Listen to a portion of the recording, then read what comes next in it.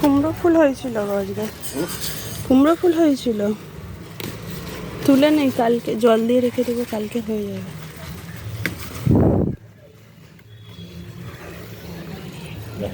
দুটো আছে, দুটো।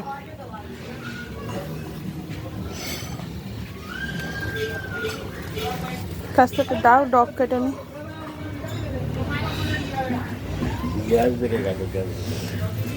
এটা কাটবো মোটা মতো ডগটা? না না,